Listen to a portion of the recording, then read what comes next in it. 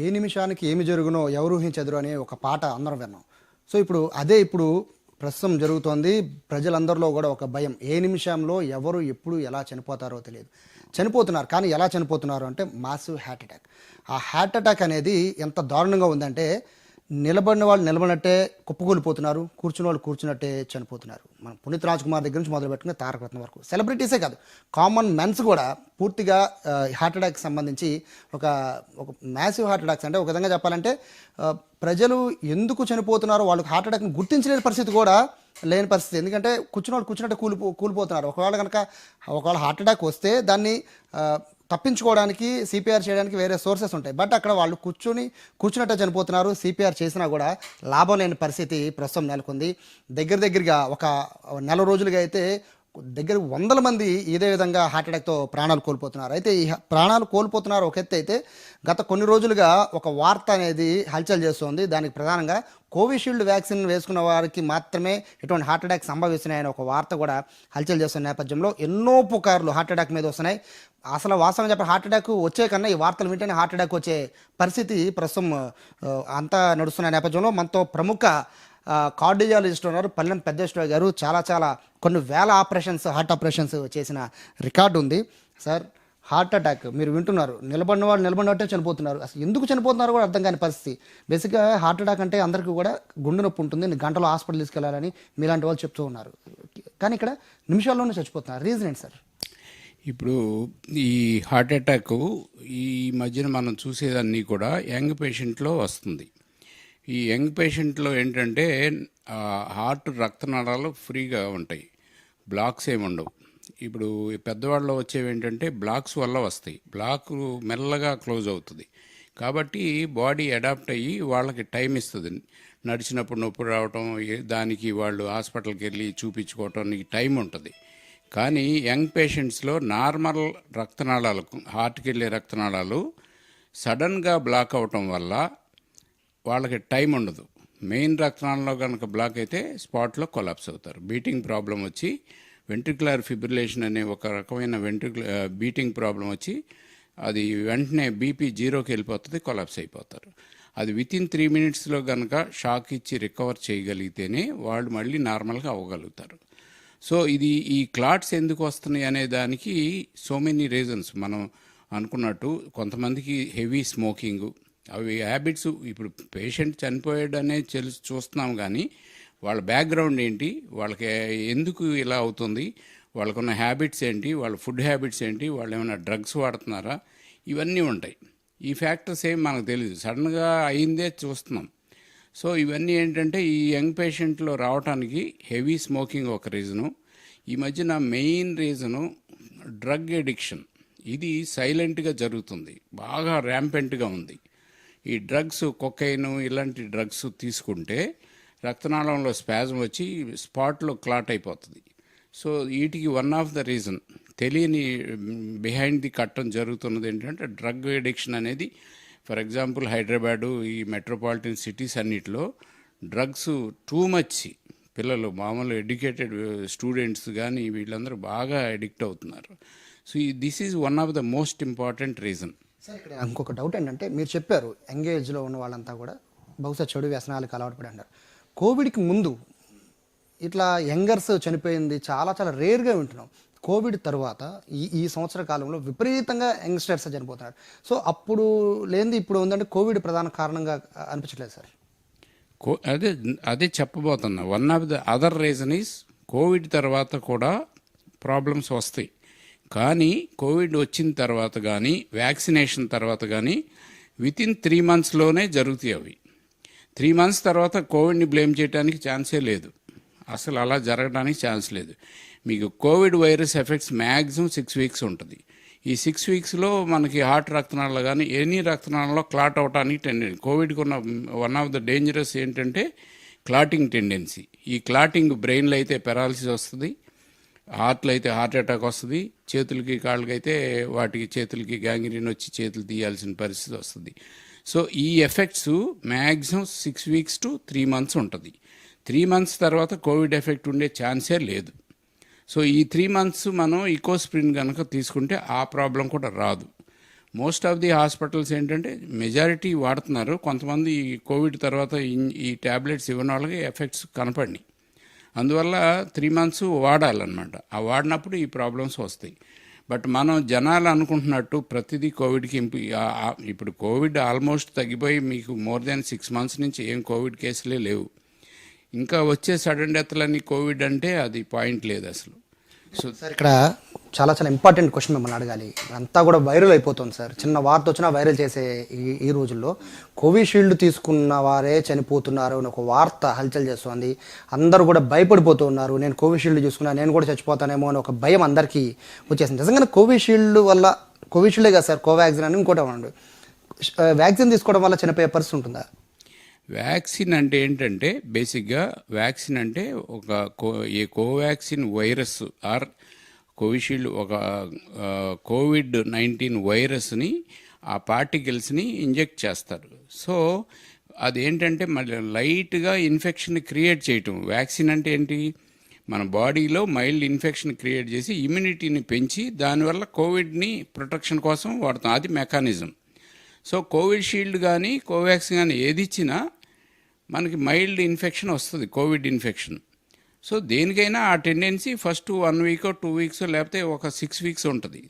Vaccination తర్వాత 6 weeks తర్వాత vaccine వల్ల వచ్చే ప్రాబ్లం అసలు 100% ఏముండదు. ఛాన్స్ లేదు, లాజికల్గా సైంటిఫిక్గా ఆ ఆప్షనే లేదు. రెండోది వ్యాక్సిన్స్ వేసుకోవడం ఆపేసి నాకు తెలిసి మోర్ దాన్ 6 months అయిపోతుంది. మరి ఈ డెత్లని మనం ఎలా ఎక్స్ప్లెయిన్ చేయగలుగుతాం? అది ఓన్లీ ఫాల్స్ ఎలిగేషన్ తప్ప కోవిషీల్డ్ కానీ కోవాక్సిన్ వల్ల కానీ ఇలాంటివి రావు. థర్డ్ డోస్ కూడా ఇప్పుడు వేసుకోమంటున్నారు. మళ్ళీ చైనాలో కరోనా విజృంభిస్తుంది కాబట్టి థర్డ్ డోస్ వేయించుకోండి అంటే కొంతమంది ముందు కూడా వచ్చారు, థర్డ్ డోస్ కూడా వేయించుకుందాము అనేది. చైనాలో ఈ యాక్చువల్గా ఈ ప్రోపగాండా వల్ల జనాలు భయపడి థర్డ్ డోస్ వేసుకుంటున్నారు. అంతేగాని రెండోది ఏంటంటే చైనాలో వస్తుంది కాబట్టి థర్డ్ డోస్ వేసుకోమని చెప్తున్నారు, కానీ ఎవరు వేసుకోవట్లేదండి.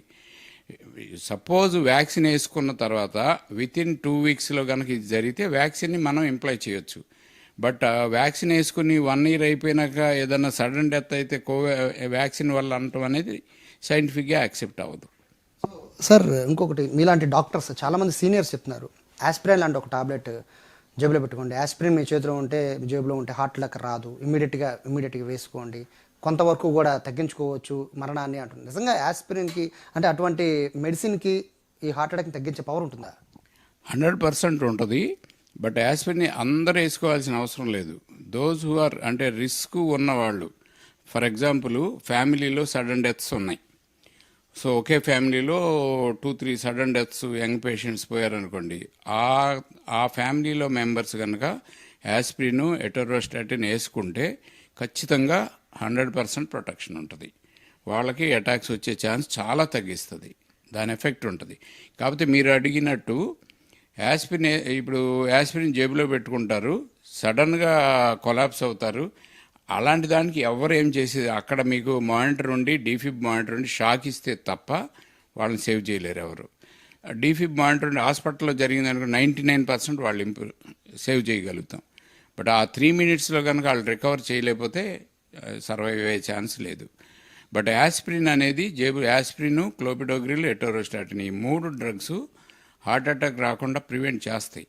సపోజ్ కొన్నిసార్లు ఇలాగా 100% సడన్గా అప్పటికప్పుడు కొలాప్స్ అయ్యి చనిపోయేవాళ్ళు ఒక 1%, 2% ఉంటారు. బట్ 90% అది టైం ఇస్తుంది. హార్ట్ అటాక్ చాలా హింట్స్ ఇస్తుంది. అన్ని హింట్స్ని మనం గ్యాస్ అని నెగ్లెక్ట్ చేస్తాం. సో ఇదే సార్ నేను అడగబోతున్నా లాస్ట్ క్వశ్చన్ మిమ్మల్ని. చనిపోతూనే ఉన్నారు, కొంతమంది చేయి ఇట్లా పెట్టుకుంటున్నారు, కొంతమంది నడుమే చేయి పెట్టుకుంటున్నారు, నిలబడుతున్నారు, పడిపోతున్నారు. సో వీళ్ళు దాన్ని ఎలా గుర్తించాలి? ప్రతిదీ హార్ట్ అటాక్ కాదని మీరే చాలాసార్లు చెప్తుంటారు. ప్రతిదీ హార్ట్ అటాక్ కాదు, అలానే ప్రతిదాన్ని గ్యాస్ ట్రబుల్ లెక్క చేయొద్దు అని అంటారు. ఎలా గుర్తించాలి సార్ హార్ట్ అటాక్ అని? ఇప్పుడు ఒక పేషెంట్కి హార్ట్ అటాక్ అనేది డైరెక్ట్గా ఎప్పుడూ రాదు. యూజువల్గా అది చాలా హింట్స్ ఇస్తుంది మీకు. హింట్స్ అంటే ఏంటంటే నడుస్తున్నప్పుడు ఛాతీలో నొప్పి రావటం, లేదా గొంతులో నొప్పి రావటం, భుజాలు లాగటం, ఇలాంటివి వచ్చినప్పుడు మనం పట్టించుకోం. యూజువల్గా జరిగేది అది. రెండోది మోస్ట్ కామన్ మంట, ఛాతీలో ఫుల్ మంట వస్తుంది, గ్యాస్ అనుకుంటున్నారు. ఇప్పుడు మనకి 100 మంది వస్తే హార్ట్ అటాక్ పేషెంట్స్ 90% ఈ మంటతో ఉంటారు, డిలేడ్గా వస్తున్నారు. ఎందుకంటే గ్యాస్ తగ్గగా 3 రోజులు అయిపోయి హార్ట్ అంతా పాడైపోయిన తర్వాత వస్తారు. But majority 90% they will survive. కానీ సడన్ డెత్స్ అనేది యంగ్ పేషెంట్లో వస్తుంది. వాళ్ళకి వెంట్రికులర్ ఫిబ్రిలేషన్ అని బీటింగ్ ప్రాబ్లం వస్తుంది. వీళ్ళు మాత్రమే ఆ సడన్గా పోతారు. అది ఎప్పుడు కూడా ఫస్ట్ 1 అవర్లోనే వస్తుంది. ఈ 1 అవర్లో హాస్పిటల్కి రీచ్ అవ్వలేం. సో సడన్గా పోతారు. ఇది అంతా కలిపి 1-2% కంటే ఉండరండి. 99% they will reach to hospital. 3 రోజులు లేట్ అయినా రీచ్ అవుతుంది. కాకపోతే హార్ట్ పాడవుతుంది. బట్ అల్టిమేట్గా సర్వైవ్ అవుతారు. సో ఇది అన్నిటికీ మెయిన్ కాజ్ ఏంటంటే గ్యాస్ అనే ఒక మిస్నోమర్ అని అనుకుని హార్ట్ అటాక్ని యాక్సెప్ట్ చేయలేక వాళ్ళు గ్యాస్ అని అలా డిలే చేసి ప్రాణం మీదకి వచ్చినాక మాత్రమే రీచ్ అవుతారు హాస్పిటల్కి. సో దానివల్ల అంతేగాని హార్ట్ అటాక్ డైరెక్ట్గా రావటం కాదు. It will give lot of hints. ఫైనల్గా మీరు ఆడియన్స్కి చాలామంది భయపడిపోతున్నారు, చాలామంది ఆడియన్స్. ఎందుకంటే హార్ట్ అటాక్ నాకు కూడా వచ్చేస్తుందేమో అని అందరికీ భయం ఉంది. చనిపోతున్న వాళ్ళని చూస్తుంటే వాళ్ళందరికీ మీరు ఏం చెప్తారు? ఇప్పుడు హార్ట్ అటాక్ అనేది కారణం లేకుండా రాదు. 1, ఇప్పుడు మనకి బ్యాక్గ్రౌండ్లో కనుక మన ఫ్యామిలీలో కానీ మన చుట్టాలు కానీ బ్లడ్ రిలేటెడ్ వాళ్ళకి కానీ యంగ్ పేషెంట్లో డెత్లు ఉన్నప్పుడు మనం ప్రొటెక్షన్ తీసుకోవాలి. హాస్పిటల్కి వెళ్ళి చూపించుకుని అన్నీ నార్మల్గా ఉంటే దానికి ఏం కేర్ తీసుకోవాలి. ఇప్పుడు నార్మల్గా ఉన్నా కూడా సడన్ డెత్లు అవుతాయి.